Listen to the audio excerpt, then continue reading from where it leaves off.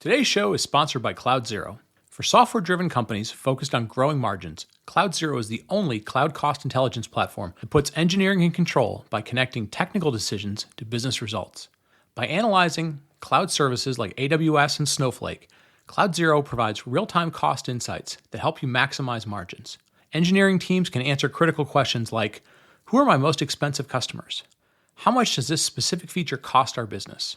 What's the cost impact of re-architecting this application?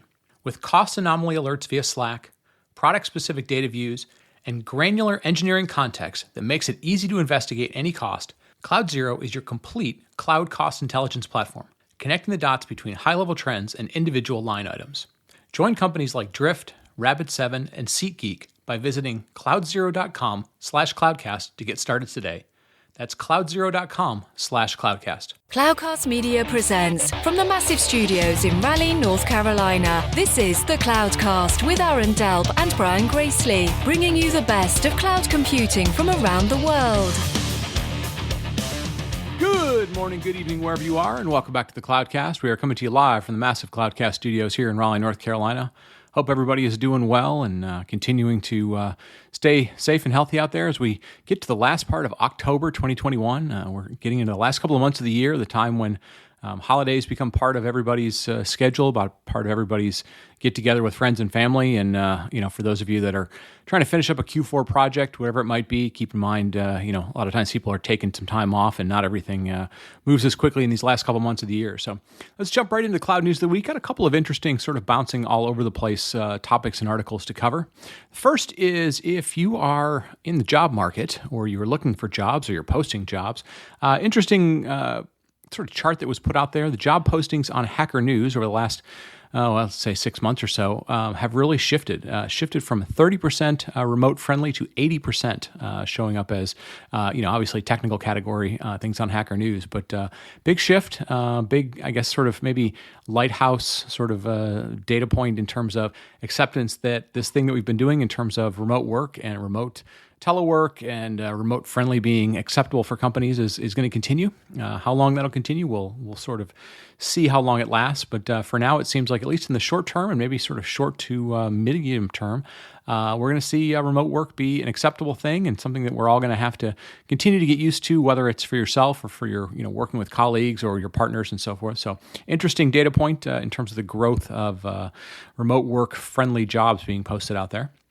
The second one, for those of you that follow VMware, we've talked for a while that, structurally Dell, who owns VMware, even though VMware continues to remain a public company, or at least there's a, public tracking company out there.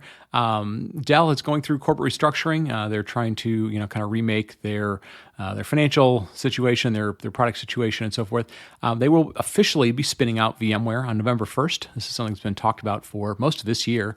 What would happen? VMware named a new CEO a few months ago and seems to be sort of restructuring, their corporate strategy, their C-level, Kit Colbert taking over as CTO and Raghavan taking over as CEO, and really kind of, trying to lay out what their next generation looks like. But Dell has announced that November 1st will be the official spin out.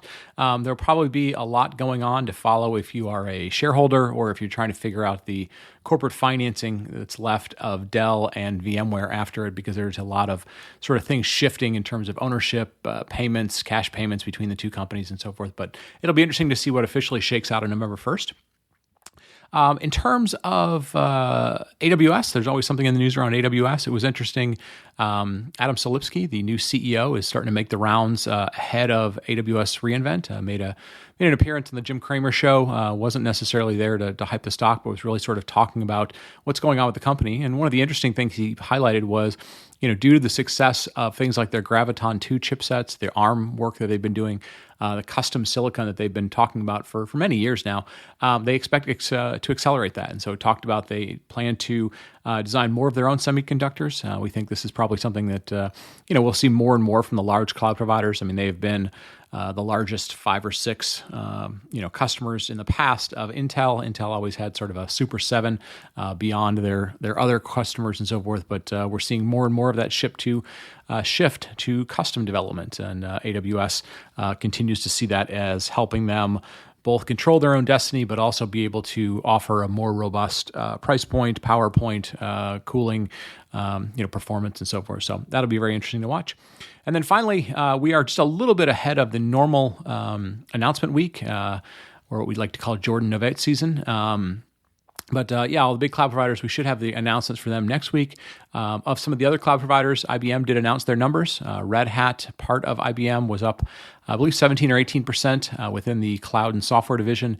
But the cloud and software division, I think, came in right around flat for the quarter. So IBM continuing to be right around flat, slightly up in terms of growth, but not the growth levels that we're seeing from the big three that we'll expect to have all the earnings numbers for you next week. So with that, we're going to wrap up. Today's going to be a fun show. We've talked about this before. I'll talk about it in the intro in the second half, but we're going to dive into some real customer use cases, some real practitioners, what they're doing. And this is one of the things that a lot of you have asked us to really dive into. We don't get a chance to do it a lot. So when we do get a chance to dive into it, it's really a lot of fun for us to kind of, get into the nitty gritty of, how do we make all these technology work from a people, from a technology, from a process perspective. So we'll get to that right after the break. Today's show is sponsored by Datadog. With infrastructure monitoring, distributed tracing, and logs, Datadog provides end-to-end visibility into the health and performance of modern applications. Datadog's distributed tracing and APM generates detailed flame graphs for real requests, enabling you to visualize how requests propagate through your distributed infrastructure. See which services or calls are generating errors or contributing to overall latency, and dive deeper into your production code with an always-on code profiler to pinpoint the root cause. Start monitoring your applications with a free trial, and Datadog will send you a free t-shirt. Visit datadog.com/APM-Cloudcast. That's datadog.com/APM-Cloudcast. And we're back. And folks, one of the things that we get a lot on this show, a lot of requests from the audience for is, we get a lot of opportunity to speak with tech entrepreneurs, startup founders, experts, in building technology. Oftentimes we get a chance to work with vendors and others. And you know that if you listen to the show for a long time. But one of the biggest requests we get week in and week out from the audience, from our listeners is, hey, can you go speak to some people that are practitioners of this? People that are using the technology, that have to live with it, that have to, actually build this and live with it and work with it. And not just cloud providers or vendors, but, the actual companies.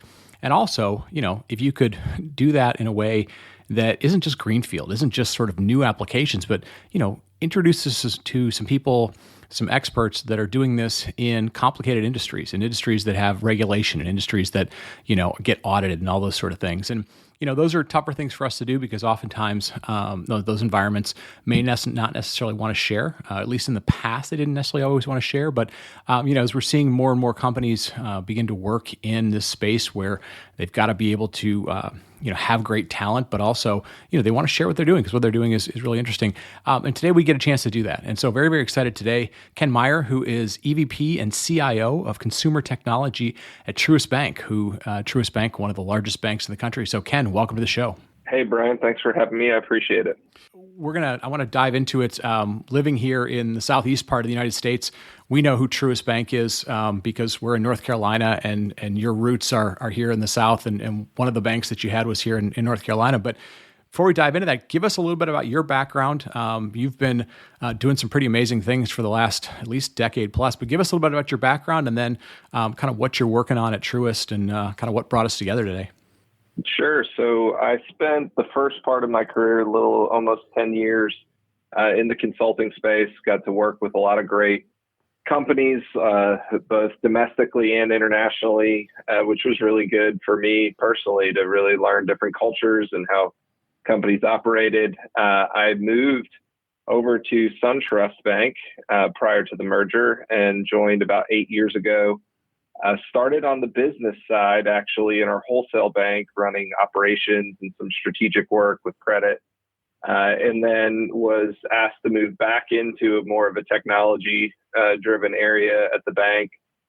Did a number of senior leadership roles, including kind of a shared service CTO role and a consumer CTO role. And then our merger was announced, and we were really looking to change that structure up. And I moved into originally our CIO position for our digital and innovation space. When it was first announced, I added some of our consumer core banking areas, like deposits and debit card, and all of our channels, like our branches and ATMs and contact centers, to go with the digital space back about February of this year.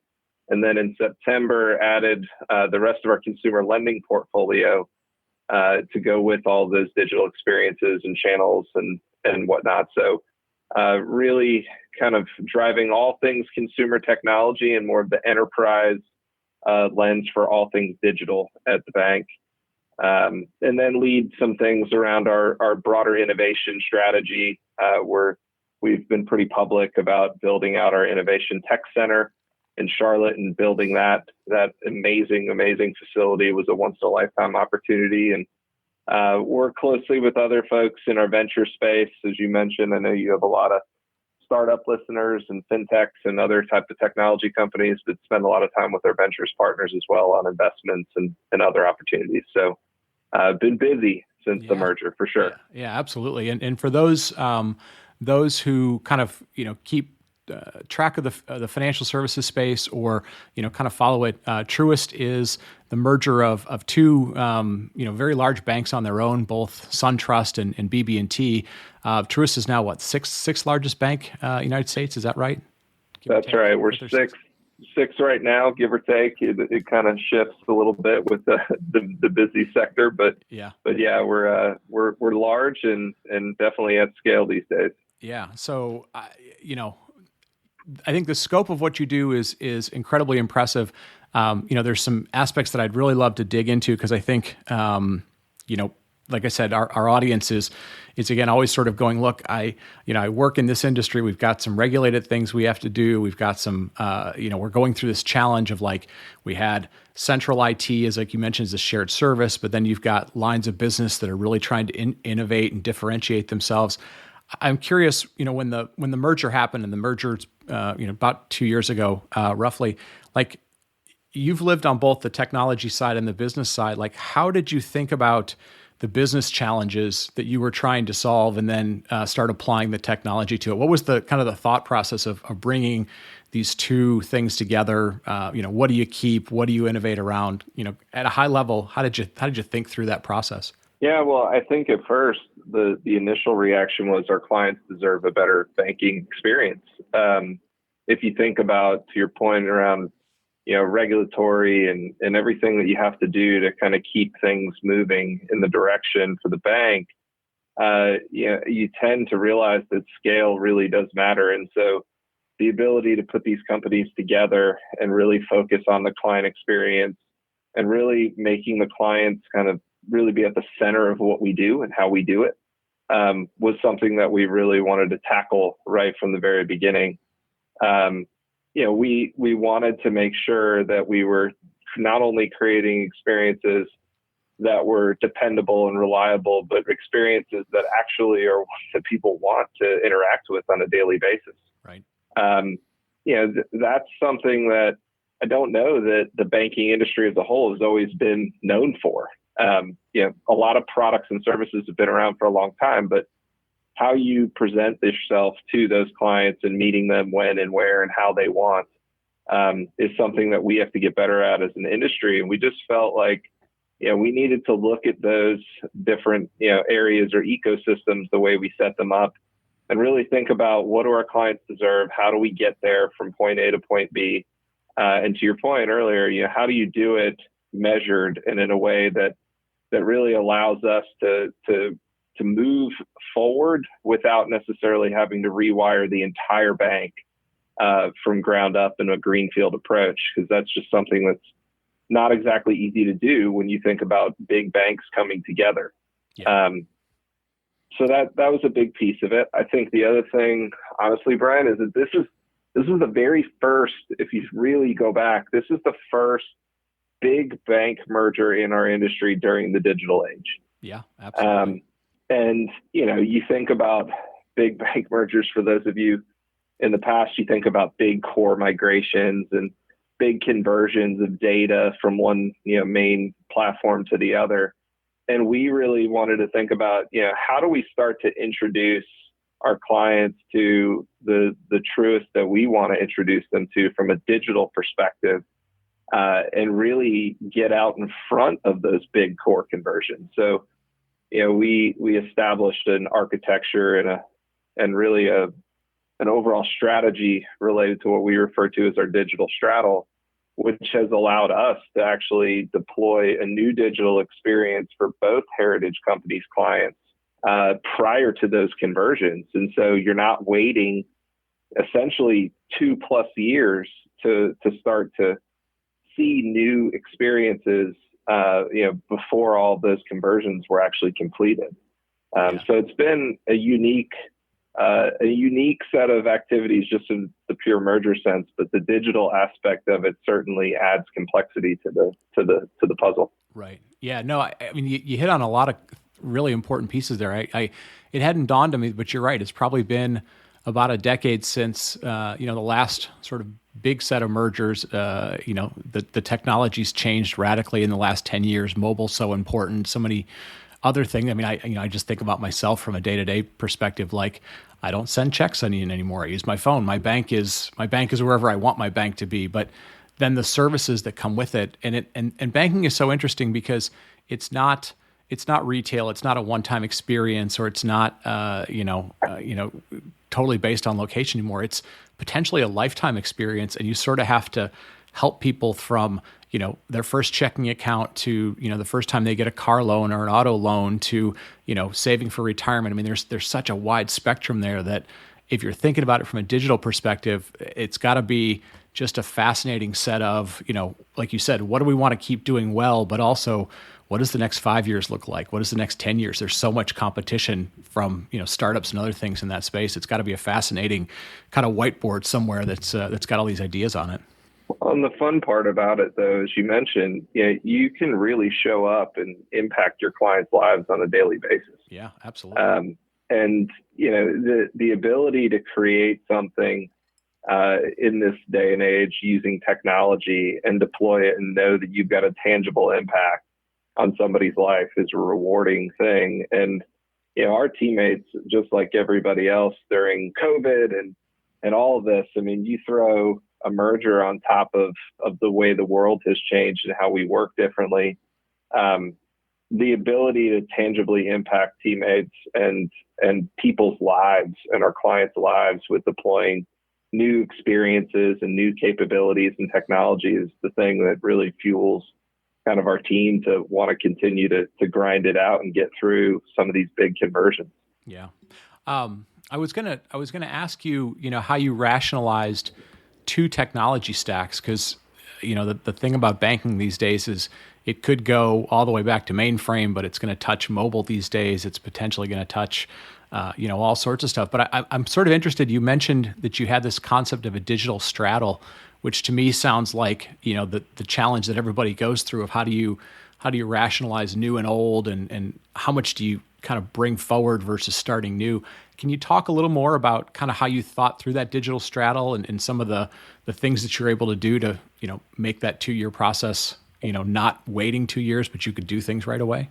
Yeah, I think one of the things that we did early on was develop what we refer to as ecosystems. I'm sure everybody's used that term in one way or the other, but we really wanted to create kind of these common areas. So whether it be, deposits or payments or mortgage, or in this case, the one example, digital experiences, we wanted to create an ecosystem and really look at both companies' heritage technology stacks and platforms. Mm-hmm. But we could have easily said, we talked very publicly about picking the best of breed. Well, in some cases, that might not have been picking what we had before at either company. Yeah.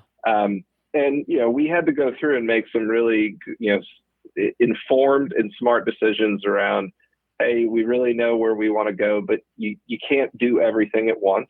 Sure. And you got to pick and choose your spots when it comes to modernizing your stack and your architecture. And in some cases, like our consumer portfolio, we picked areas like some of our core banking technology was from heritage BB&T. Some of our front end teller experience was from heritage SunTrust. So we were stitching together what we considered best of breed, but in some cases, we had to have the courage to say, you know what, neither company is where we need to be from a digital perspective. There were pros and cons to both tech stacks. And we said, option A and option B right now is not good enough for where we want to take our clients. And we want to create a platform that will create agility for us as a company, as well as agility for us to respond to our clients' needs.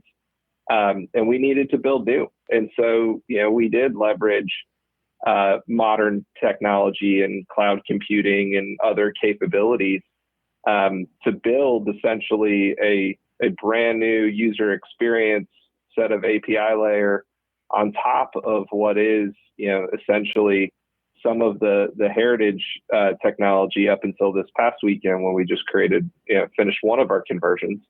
But we'll continue to be able to create more of a modular architecture and build new where we can, and continue to leverage a good solid API type architecture to allow us to integrate some of the areas that we haven't modernized yet. And I think the key word there is yet. Now, I'm curious if we can peel back a little bit. How did you kind of think through that structure? I mean, obviously, there are say like vendors and technologists that you work with that know how to take the systems that you have and probably take them forward. There's an opportunity to work with cloud providers that are kind of working in these new modern ways. How did you kind of rationalize all these options that you had in front of you, and then make good decisions, prioritize things, figure out where you could accelerate learning curves? Like how did you sort of work through that? Because for a lot of people, it's the great challenge of I have so many good options in front of me, but like you said, I can't pick them all. I'm time bound in some things. How did you? What sort of lessons did you learn through this process? Well, I think what was good for us is that we hadn't been a stranger to some of the modernization before the merger. Mm-hmm. So neither company really, stated too much publicly about things. But I mean, at Heritage SunTrust, we were moving into more of the public cloud domain with partners like AWS and others into 2017, 2018. Okay. Even before the merger. And so we had actually migrated some of our existing digital experiences to a cloud-based platform, prior to that actual announcement of the merger. And so, with that though, comes a lot of education, because, what you'll see is that you've got to get your teammates and your employees in a position where they feel really comfortable about the shift, and you got to do a lot of education. Yeah. I think, and then not only on the technology side, right? You can train your existing teammates. You can rent and borrow from key providers and partners that are out there to make sure that you've created some of that. But we had to do a little bit of everything. We had to do a lot of training up front and learn as we went through our path as SunTrust. When Truist was formed, we took from those learnings, we applied some of those learnings. We continued to train our teammates that we had that were interested in continuing to grow in their skill set and add new tools to their toolbox and tool belt. In addition to that, we had to educate our business partners and our risk partners and our compliance partners and everybody on what that really meant to modernize those stacks. And that was, that's a whole different set of skills that you need to be able to have to educate and make sure everybody knows, what you're doing and how you're doing it to actually reduce your residual risk by leveraging modern technology. So, that was certainly something that was needed. But then also, it's not just working with partners and vendors, but we added a lot of FTEs in this space in particular, and really wanted to make sure that we were out there and we were bringing in skill sets from outside and making sure that we were building a high performing team that could not only build something, but continue to operate it and run it in an agile way using agile methods. So, it was a multi-pronged strategy around how do you bring all these forces together. And the good news is when you've got something like a merger, it's really easy to get alignment on, right? Because everybody's focused on, hey, this is what success looks like, and this is what the outcome needs to be. So let's figure out a way to all rally around it and help each other. Right. Well, and I think that's a huge point. I know so many companies that I get a chance to talk to. They go, well, we're going to implement this new thing because somebody came back from a conference and we're going to be cloud first, or we're going to be API first. And I tell folks a lot of times, if you don't have some sort of forcing function, right, just having a top-down mantra gives people a lot of opportunities to go, maybe that doesn't apply to me, or, well, we'll get around to it when we feel like it. But like you said, you not only had this merger going on, which obviously was top of mind for everybody, but I'm sure you had some sort of finite timelines that fit into the plan. You had that top level goal of we want to create a better experience for customers. It's almost like you need to have those things because if you don't, it just becomes too easy for people to go, okay, it's sort of like the way you were in school. Like you could let it slide a little bit. You could let it go. You had those forcing functions, which, as complex as it was to get there, all the education you need, it's still that thing that you can always point back to for people and go, look, that's, these are the things that we're living under.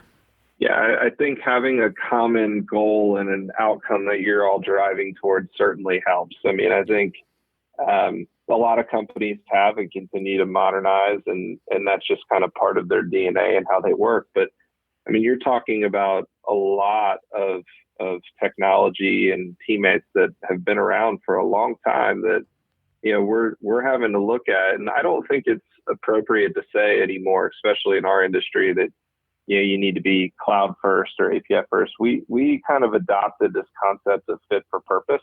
Mm-hmm. And, I think that was also a rational, reasonable way to look at, how do we modernize? How do we reduce the residual risk for the bank? But how do we do it in a way that makes sense? And, not everything has to move tomorrow.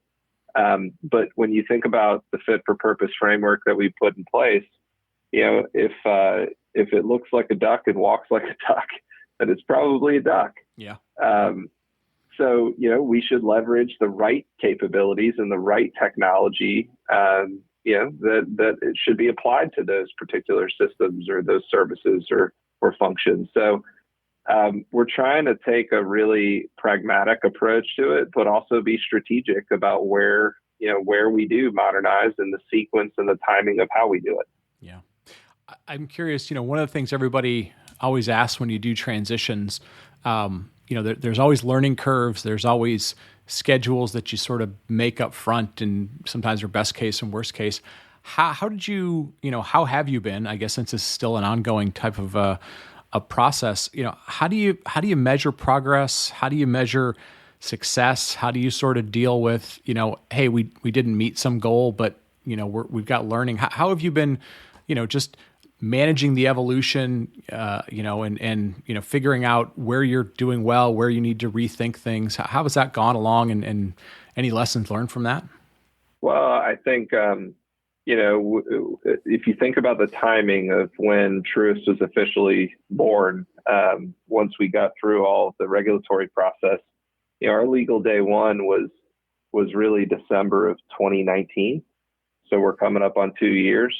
And then, we had a great plan, Brian. I mean, we had a plan, a timeline. We knew exactly where we wanted to do things. And then the world changed. Yeah. Right. So, it's the old, everybody has a plan until they get punched in the nose. Right. Right. And we got punched in the nose just like everybody else in the world, with COVID and the pandemic and everything that followed. So, I think the first thing that we learned is that you've got to be flexible, and you've got to make sure that you can pivot when you need to. And so, it was one day we show up and we're working on a merger. The next day we were becoming a logistics company, making sure that we've got, 50,000 plus teammates globally being able to connect to work every day. Right. It changes. And I think that that's important that we learn how to do that as a leadership team, and that we're there to support our teammates, because that was definitely a learning curve. I think the other piece to this is that, the day of you follow the M&A playbook and you go out there and you convert this system into that system and here's your waterfall approach and how you do it. I mean, those days are gone too, right? I mean, that's not how we would suppose to put out there and think about doing big bang type conversions. I think we've done a ton to really test and learn our way through this. So if you think about the fact that, prior to this past weekend's big conversion of heritage BB&T systems into our Truist ecosystem, we had already completed our investment banking conversion. We had completed our wealth conversions for both trust and brokerage. We had completed some of our mortgage origination conversions. So we split it up into a lot of different pieces and parts. And when it came to digital, we deployed the first version of our Truist online banking and mobile app in March to teammates. We expanded those pilots. We started bringing on non-teammate clients in June. We've continued to roll more and more clients in as we continue to deliver more and more feature functionality. And as we sit here today, we've already moved and migrated over 7 million clients.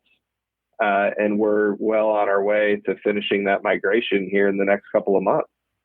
And what that's really allowed us to do is truly test and learn our way through this and make sure that, we're listening to our clients, we're getting great feedback from them. We're going to continue to listen, and we're positioning ourselves as we complete these bigger conversions on the back end to try not to really, impact our clients. Yeah. And so far we've learned a lot. But we also learned that our clients are really smart and they understand, they know what's going on, they get it. And if you communicate well to them and you actually, care about what they're doing and how they do it, and you work with them, they're not only going to be great clients, but they're going to be the best form of feedback and the best, requirements writers and user story writers in the future as well. Yeah. No, as I'm thinking about this, because I've lived through a lot of M&A activities at various companies I've been at, and the more I think about it, the headline is BB&T and SunTrust is the merger, the coming together. But the reality is, I think you're probably really merging 12 different units. Like you said, whether it's consumer or investment or core. I mean, you've got that, and to do that at a time when most of the time when acquisitions happen, you spend a lot of time flying back and forth, not only just getting to know the people, having dinner with them, figuring out personalities. You weren't able to do that. I mean, a lot of, I would guess, in-person stuff didn't necessarily happen. So, yeah, I mean, this is a success story, not just at one level, but sort of at multiple levels. I'll ask you one last question. I want to wrap up because I want to be conscious of your time. Internally, how did you go about, some of those communications? What were some of the lessons you learned in terms of, communicating, priorities to your management team, how to, sometimes you've got to be able to come up with some numbers that, make people realize, hey, we're on track, or what we did is really impressive. Because again, you've lived on both the technology side and the business side, but sometimes folks haven't been exposed to it. What were some of the communication techniques or tips and tricks you had to employ over the last couple of years to keep this thing moving and not have somebody freak out and want to, make you start over or blow something up? Yeah, I think, at the very top of it, the smartest thing our leadership team did, in my opinion, was quickly establish kind of purpose, mission, and values. Because especially when you're in the middle of dealing with, a pandemic where you've got people remote and you to your point earlier, you haven't really had a chance to really get to know everybody. You just started this journey, and then all of a sudden you're taken on a detour. I think having that common purpose, and in this case with ours, it's inspiring and building better lives and communities.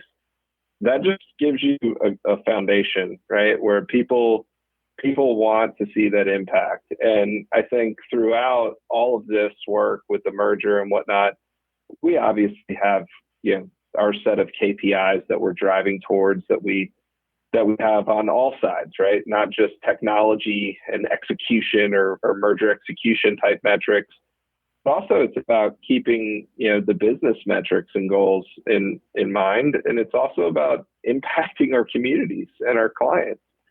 And so when you look at what we are presenting, whether it's for earnings purposes or internally to our clients, like being able to see growth, right? We're up 11% in mobile app users year over year from 2020 to 2021. And from 2019, as you would expect, to 2020, it was a significant increase, right? Because of the pandemic and whatnot. We're up 58% year over year in Zelle transactions.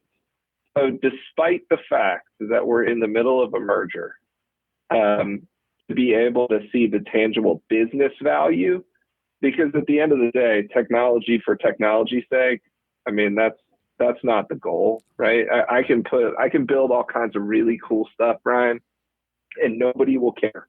Yeah, right. Exactly. No, if our clients don't use it and see value, and if we can't create new value, then what are we really doing here? And so I think our teams have done a good job of making sure that we're grounded, and we're not a team from a technology lens that are order takers, right? We're partners, we're thought leaders. We work with our business partners, and we have a common set of goals. And I think that common set of goals is super important. And whether it's to execute and finalize a merger on certain dates, as you mentioned earlier, or it's about driving a better client experience, or offering a broader set of solutions for our clients to better their lives. All of that stuff, as long as you keep it grounded in purpose, mission, values, and it's aligned, you have that common thread that helps us stay focused on the end mission. Yeah, no, that's great stuff. I for us, we get a chance, like I mentioned at the top, to talk to a lot of different companies. We always love when we get a chance to not only talk to the folks that are doing this and living with it, but to be able to highlight stuff going on here in our part of the world, in the southeast part of the United States, is kind of a nice bonus as well. Ken, I want to thank you for the time. It's great to be able to kind of dig into your story, not only kind of the raw outcome that you've got right now with the growth, but kind of how you went through the process. That's always, to us, really, really interesting. And the nice part was, we didn't have to dive into the technology, because like you said, as a banking customer, I don't necessarily care, how you deliver me the services, as long as I get them, they're usable. That stuff is all super important. So want to thank you so much for your time. Want to thank you for educating us and educating our audience.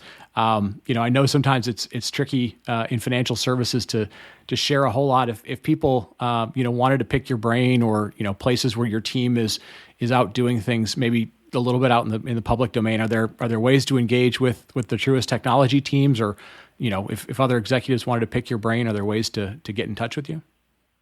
Absolutely. Always feel free to reach out. LinkedIn's always a good place in order to connect. We do a lot with our corporate communications team. You'll see stuff out there from time to time. We love feedback. So feel free to reach out, rate our stuff, become a client first and foremost. Sure.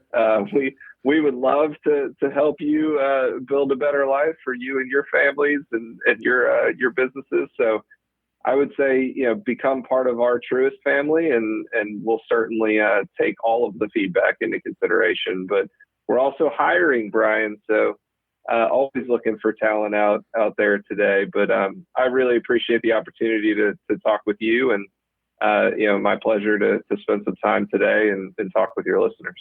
Good stuff.